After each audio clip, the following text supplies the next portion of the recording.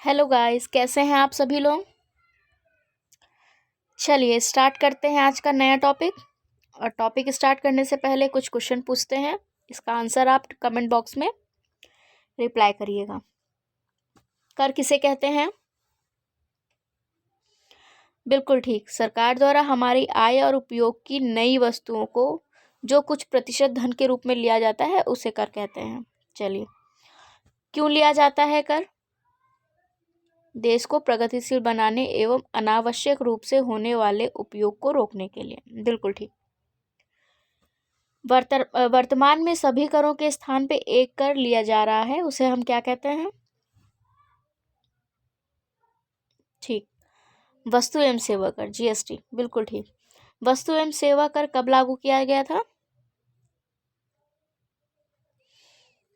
चलिए ठीक है विद्यार्थियों, आज हम वस्तु एवं सेवा कर के बारे में जानेंगे और इसके बारे में विस्तार पूर्वक अध्ययन करेंगे। चलिए स्टार्ट करते हैं। वस्तु एवं सेवा कर यानी कि जीएसटी भारत में 1 जुलाई 2017 में लागू की गई थी। एक महत्वपूर्ण अप्रत्यक्ष कर व्यवस्था है जिसे सरकार व कई अर्थशास्त्रियों ने इसे स्वतंत्रता के पश्चात सबसे बड़ा आर्थिक सुधार माना गया था।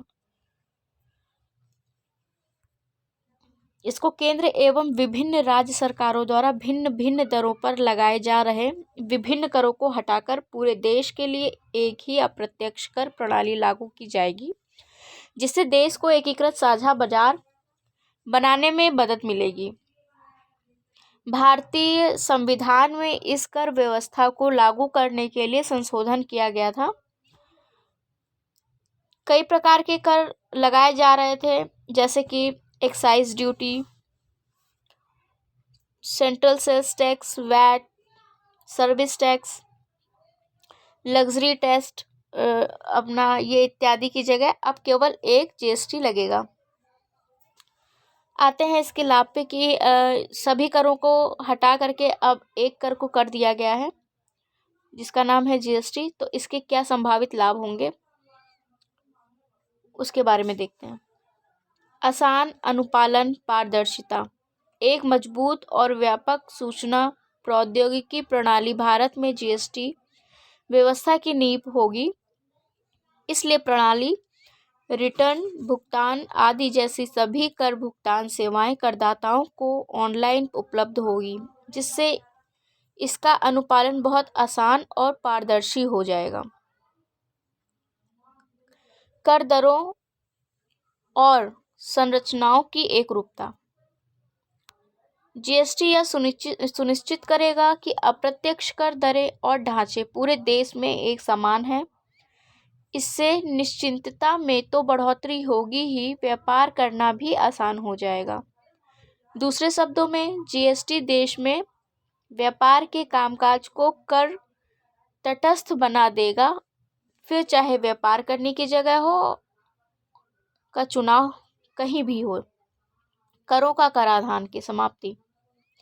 मूल्य श्रृंखला और समस्त राज्यों की सीमाओं से बाहर टैक्स क्रेडिट की सुचारू प्रणाली से यह सुनिश्चित होगा कि करों पर कम से कम कराधान हो। इससे व्यापार में आने वाली छुपी हुई लागत कम होगी। चलिए आते हैं नेक्स्ट पॉइंट पे। प्रतिस्पर्धा में सुधार। सुधार किस प्रकार हो सकेगा देखते हैं। व्यापार करने में लेन देन लागत घटने से व्यापार और उद्योग के लिए प्रतिस्पर्धा में सुधार बढ़ाएगा। विनिर्माताओं और निर्यातकों को किस प्रकार लाभ होगा? जीएसटी में केंद्र और राज्यों के करों के शामिल होने और इनपुट वस्तुएं और सेवाएं पूर्ण और व्यापक रूप से समाहित होने और केंद्रीय बिक्री कर चरणबद्ध रूप से बाहर हो जाने से स्थानीय रूप से निर्मित वस्तुओं और सेवाओं की लागत कम हो जाएगी। इससे भारतीय वस्तुओं और सेवाओं की अंतर्राष्ट्रीय बाजार में होने वाली प्रतिस्पर्धा में बढ़ोतरी होगी और भारतीय निर्यात को भी बढ़ावा मिलेगा। पूरे देश में कर दरों और प्रतिक्रियाओं की एकरूपता से अनुपालन लागत घटने में लंबा रास्ता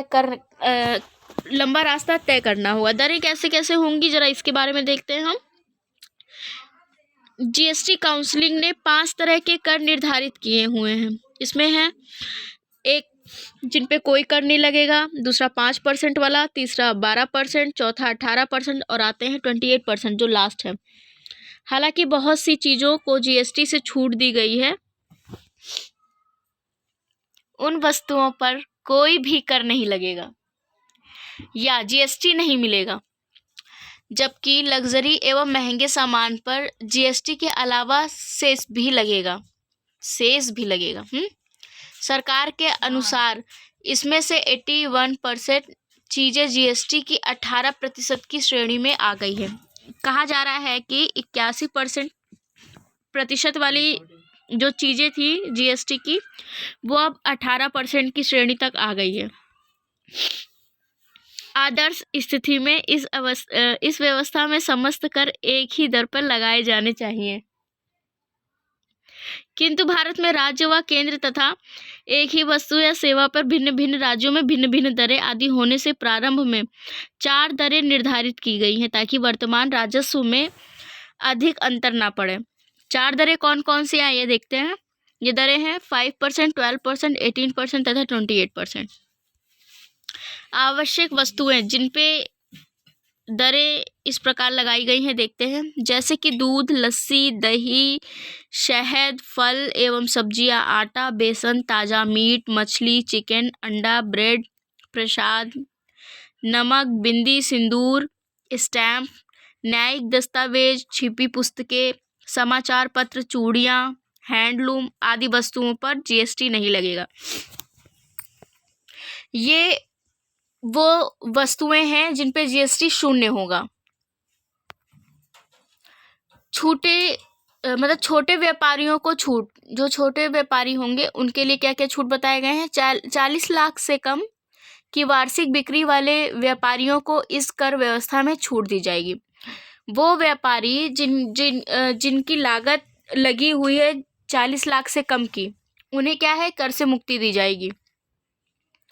चलिए, तो ये हमारा सेशन अब यहीं पे समाप्त होता है। मिलते हैं नेक्स्ट टॉपिक के साथ नेक्स्ट क्लास में। Okay, thank you, bye bye.